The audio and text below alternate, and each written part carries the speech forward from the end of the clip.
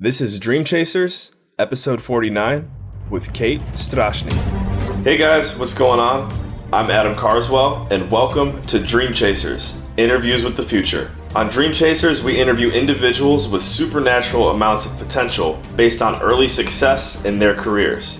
Thank you for tuning in. Now let's get straight to the interview. Hey guys, this is Adam Carswell, and today I am joined by Kate Strachnyi.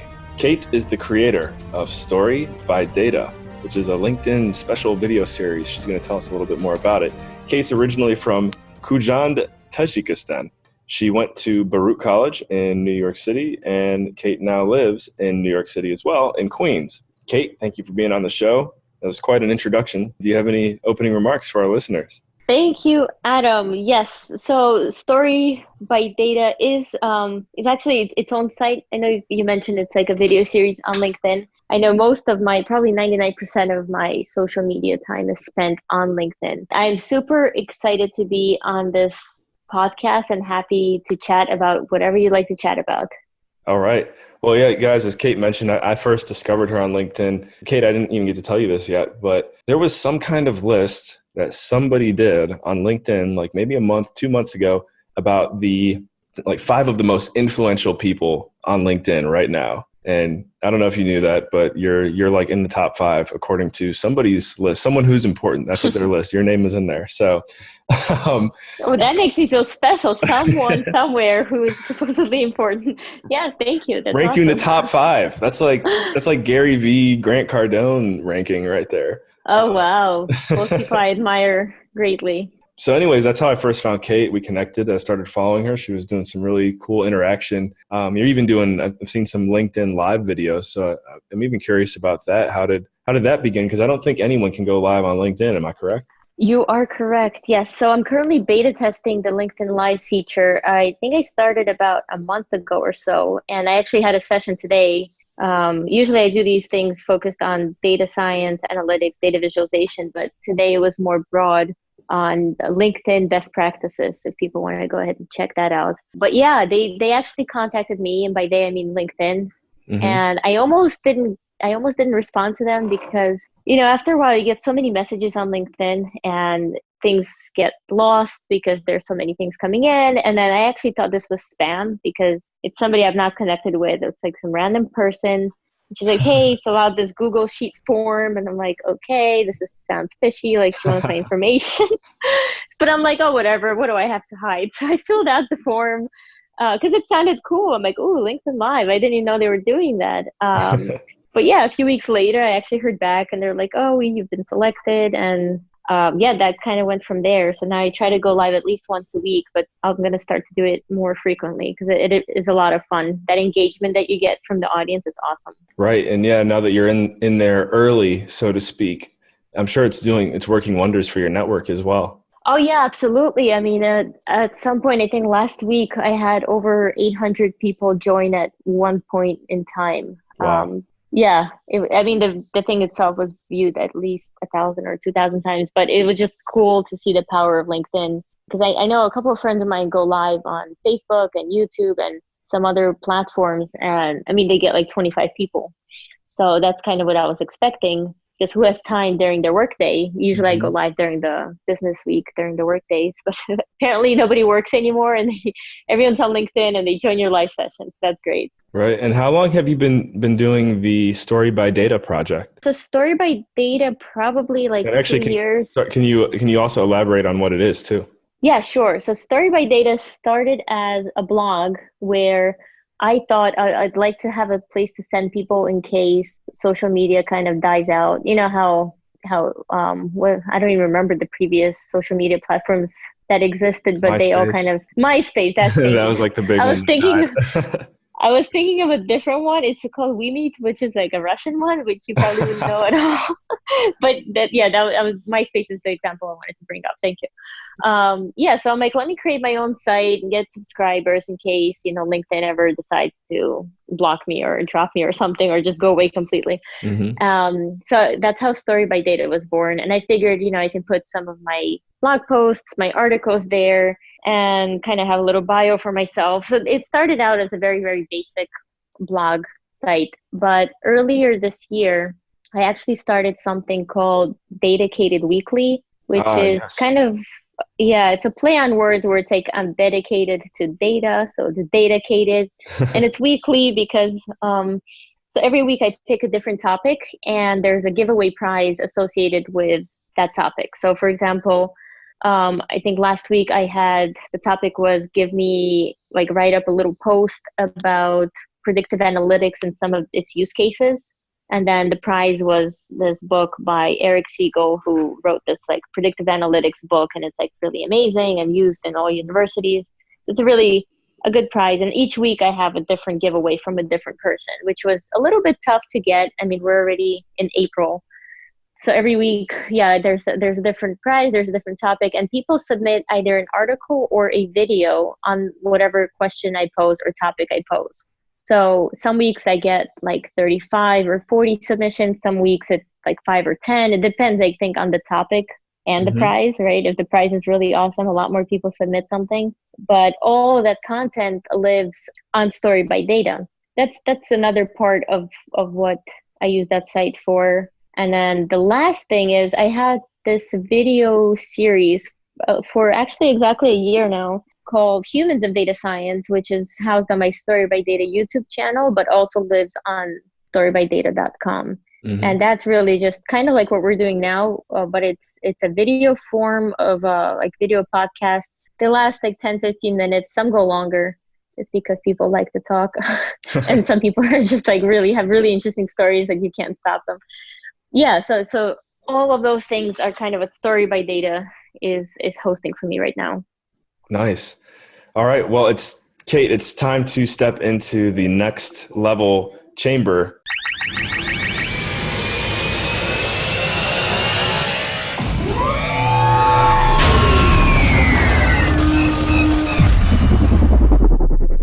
When did you Ooh. realize?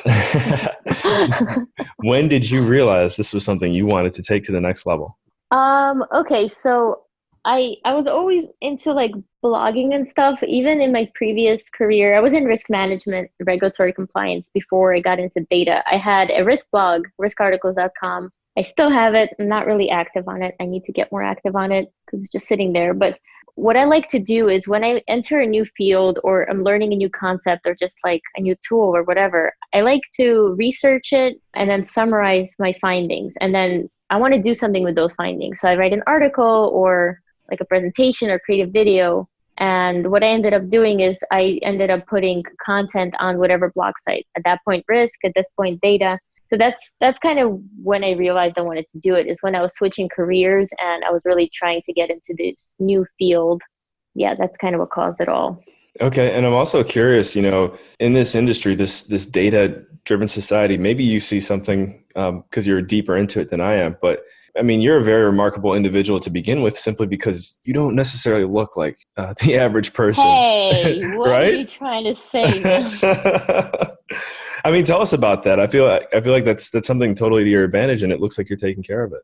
Yeah, I mean, I like to go with the flow. I mean, I've always been in I guess, male-dominated careers because when I was in risk and stuff, I worked in financial services. So banks in New York, you typically don't see many females, but I never felt like it was like a disadvantage. I guess maybe in some cases where people look at you and think you're a secretary or whatever, due to age and gender. But I think we're moving past that, and I haven't felt much like negative Oh things no, come out of that. no, no, Yeah. not at all. No, if anything, yeah, if anything, I was saying it in a positive way. It's pretty fun to be a part of. Well, yeah, I mean, it's definitely easier to stand out uh, when yeah, when you're kind of the minority in the group, for For sure. sure. Yeah.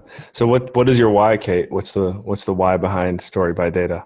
My why is I like to spread knowledge and build communities. So I think it's helped me in building a community. I mean, mostly on LinkedIn, but also on storybydata.com. It's a place where people can learn together. So especially with this dedicated weekly and even the Humans of Data Science and the two books that I wrote, they're all kind of all on the same track of I try to find information, make it as clear or as fun to digest as possible, and then share it with as many people as possible, just to kind of help get the word out And like Humans of Data Science, for example, it also helps, and the Dedicated Weekly, it also helps people get exposure. So I have a number of followers on LinkedIn, and if somebody writes a great article and I share it and I tag them in that post, they get a little bit more exposure, get their little minute of not fame, but you know what I'm saying, just gives them Hey, more no, traction I know on social. you're being so humble right now. I love it. Yeah, no, I'm sure there's some people that would love you to do that for them. So that's cool. Yeah, I think that's part of why people participate in that is I try to share everything that comes in, at least for my Story by Data company page, but then like the winners definitely get a lot more exposure, and I like share them on my own page and all that stuff. So Now, you mentioned to me offline that you didn't start school until you were around what, fourth grade? yes, I was 9 years old when we came to America, and that was my first time in school ever. And I didn't know math and I didn't know English. And those two are kind of important in fourth grade. They expect you to do like script writing. I'm like, okay, guys, slow down. What's A, B, C? What? I literally didn't know the alphabet. And the funny thing is New York City public school, they put me in Italian. So they wanted me to learn a new language while I was learning English, which is hilarious. I did really well in Italian, by the way. I Oh, got like nice. A's and I got F's in English, which made sense. Or when you look back at your life, how do you think your educational background worked to your advantage? Oh, well, so when I got to school, I cried for a few days because I'm like, oh my goodness, like I know nothing, I know no one. But it also pushed me, like every spelling test I took, I had 0%. I don't know. I would come home like, why did they bother? Like, I don't know these words, right? But within like months, literally months, I just picked it up really fast and I got really focused in school. And by, I think it was fifth or maybe sixth grade, I was in honors English and I was just like on my way to like really good grades throughout junior high school. And then it dropped a little in high school because, you make friends. You lose focus, but it was still pretty good. It was in the 90s, just not straight A's. But yeah, I think it helped push me for sure because I felt so behind that I just kept trying to get ahead. And in that, I think I ended up actually getting ahead of others. Right. You got to a point where you were going so fast, you just put it in cruise control. Yeah, exactly.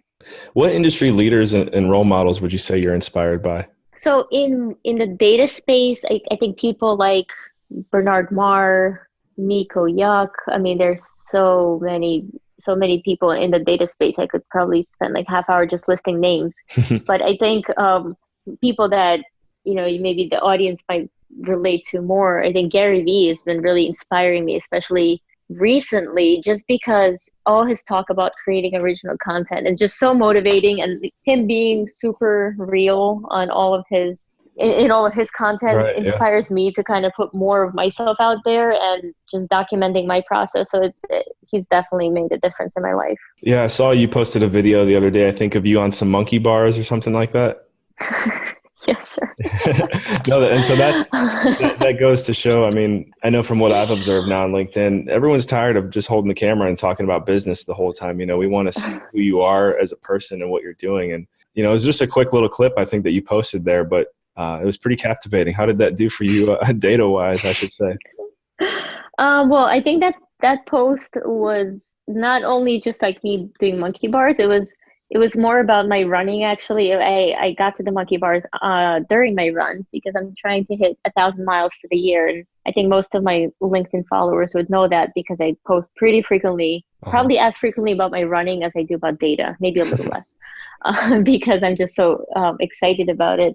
And I think it does make you more human in people's eyes if you are able to talk about personal things, as long as it's not like pictures of cats or pizza with no context whatsoever. Like I had a story in that post. It was about not giving up and the fact that like daily progress will help you get to your big goal, that not to be intimidated by 1,000 miles, like take it like a 5K a day or something and you'll get there. So yeah, I mean, I think it did well. It was well received. Nobody, told me to take it down and, hey, this is not Facebook or anything like that. So I think it went well. Well, I think that's the biggest thing that I noticed with individuals on LinkedIn is they're afraid to post like videos like that, for example, because of the potential criticism of this isn't Facebook, this isn't Instagram. But I mean, especially when you're able to tie a positive message to it, like you did, those videos, those moments are really powerful. I mean, I think right now, just because that's the first thing that came to my head when I'm thinking of you and talking to you, like that shows how far that went. Yeah, I guess. And I think to your point, like people are afraid to post videos like that. I think people are afraid to post even like a sentence. Honestly, most of my friends and like close colleagues, nobody else I know is really just active on this platform. They might post, pictures of their kids on Facebook or something, but they're not going to post even a professional sentence. They might share somebody else's post and Mhm. maybe most don't even say comment or anything because I think they're thinking of this platform as maybe too professional and they don't want their colleagues to see what they're doing. And that was me about 2 years ago because I've Right. been on the platform for like 11 years. And only 2 years ago, I started being active in the sense of like posting original content. And I've seen like crazy, crazy results come out of that. Yeah. And you said for you, what flipped the switch was you were going through a career transition. I was, yes. So that actually happened about 4 years ago. And I was going through a career transition. And then I started posting kind of my goals on LinkedIn. It was one of my first posts. And it got some engagement. It got like 10 comments. It was crazy, Right. Yeah. 2 years ago. That's a good feeling. For me, yeah, that was great. And I'm like, wow, people are like encouraging me. This is great. Then I felt kind of accountable to report back on my progress like the next quarter. And it just kind of snowballed from there because I'm like, I just started seeing these people as my friends. And I've actually made a lot of good friends from being active on the platform. Yeah. Yeah. Hopefully you can consider me as one more. Best friend, Adam. Okay, where do you see Story by Data and even Dedicated Weekly within the next 3 years? So Dedicated Weekly was supposed to be like for this year. Let's see how it goes after that. But Story by Data will probably stay my like site for at least the next few years. Basically my place where I put all my stuff, It's like my Mhm. repository of content and resources. Unless, of course, I decide to take a complete career change and become like a doctor or an astronaut or something, because I never know what's going to happen. Like, I don't know if I'm going to stay with data for the rest of my life. Uh-huh. That's just kind of the age we live in that you might change your career. But yeah, I do think about eventually starting my own company, and Story by Data would probably be kind of the name of that company. But for now, I do have a full-time job that I'm very happy at. So this is kind of my my side hobby for now. Right, yeah. Yeah, and to make it enjoyable too. I know for me, obviously, well, Dream Chasers isn't the only thing that I do, but I've grown to fall in love with it. I think because it's not the only thing that I do. Yeah, exactly. Because you choose to do it. It's not like a job. Like I do this for fun. People ask me all the time, like, "Oh my God, how do you spend so much time doing this?" And like even the Dedicated Weekly, I'm like, I read every article that comes in, or I review every video, and I'm like, oh, I'm getting all this content, and it's not a lot of work. And they're like, that's a weird definition of not a lot of work. I'm like, yeah, but because it doesn't feel like work to me. I love it. Well, you just pointed out something that's very interesting to me that I noticed. I've noticed this happen to me again in my own life through Dream Chasers in this podcast, but I get to have this conversation with you now. I'll listen to it at least one more time before it goes live. And all of these is just so much information sharing, so much exchange of information that I know that it's helping me as a professional and as an individual grow a ton that if I didn't have the show. And so you're telling us now how, you're reading these articles weekly, you're getting video submissions, etc. So, I mean, do you feel like you've grown a lot significantly since having all this information kind of funneled to you now? Absolutely, yes. And even when before I had kind of the Dedicated Weekly and before the Humans of Data Science, I had two books that I wrote about very similar things. It was like one is Journey to Data Scientists and the other one is Disruptors, Data Science Leaders, in which I interviewed some pretty awesome people, including DJ Patil, who actually worked for Obama as the first chief data scientist of the White House. I mean, I was like starstruck. All these people make time, and like you learn so much. Like you're doing this random book or project, whatever, and throughout that process, all that passive learning, because it doesn't feel like learning, right? You're Right. having conversations or you're reading short articles. But yeah, I definitely learn a lot from everybody that I interact with. Cool. Well, we want to learn a little bit more about you now. So we got 3 fun questions to close our time out. The first one is, what is your favorite thing about being a mom? The second question is, what has been your favorite running event that you've ever done, or maybe one that you're preparing for? And then the third one, I know this is putting the pressure on, so I'll leave it up to you, but your favorite story by data. All right. Great. Fun questions. All right. So starting with the mom, my favorite part is I have 2 girls, so their ages 2 and 4. Although the 2-year-old thinks she's 5 for no apparent reason. I don't know. She just tells everyone she's 5. She made herself older than her older sister. Yeah. But I think the most fun part is just interacting with them and just listening to how their mind works. It is just hilarious. Like 99% of the time. There's that 1% that you kind of want to run away from home. You don't want to deal with stuff, but most of it is a lot of fun. So I think it's just getting to interact with them is my favorite part. Nice. Favorite running event? Question was running. Yes. Such a good question. I could talk about this all day. The favorite one I've done so far. Okay, can I choose 2? Is that okay? Go ahead. Yep. All right. So last year I ran my first marathon, which was the New York City Marathon, and that was amazing. Yeah, I mean, I high-fived like every child and adult I saw in my maybe that's why it took me so long to finish it, but that was awesome. And it also inspired me to look into ultra marathons. So I actually ran my first ultra marathon. It was like 31 miles. Wow. I ran it for my birthday in February with my brother. Of this year? Yeah, it was my first goodness. trail run, and it was crazy elevation, and we did like 13 loops of this specific trail. Oh, man. Imagine 13 loops. It took over 8 hours. 8 hours. I do like to run too. I can't imagine 13 loops though. That sounds.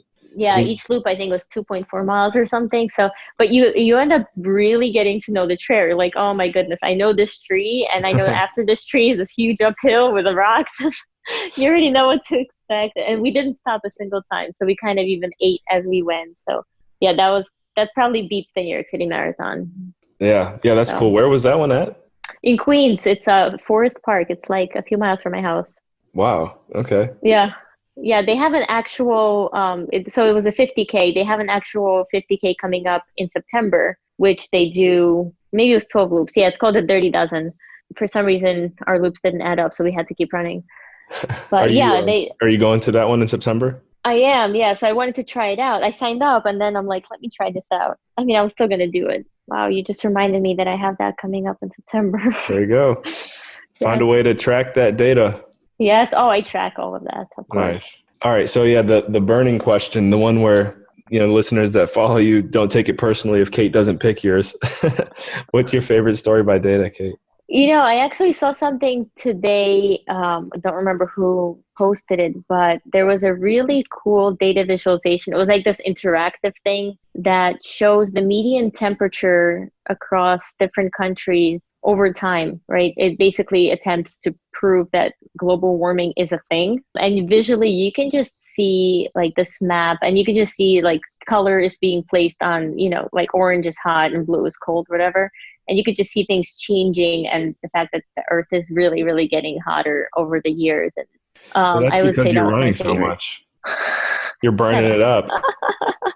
That must be it. That's exactly what it is. That's cool, though. That's cool. All right. Well, Kate, what's the best way anyone listening can follow up and get in touch with you? They can find me on LinkedIn, Kate Strachnyi, or go to storybydata.com. If you can click on my name there, I have a bunch of ways to contact me on like Twitter, LinkedIn. I have Facebook. I have all the social media things, even Instagram now. So I feel I'm in it now. I got Instagram. So you're young. Yes, exactly. That's how I feel. All right. Well, Kate, thanks once again for coming on the show. It's been amazing having you. Great. Thank you so much for having me. It was a lot of fun. Guys, thank you for tuning into Dream Chasers, Interviews with the Future. We will catch you in the next episode.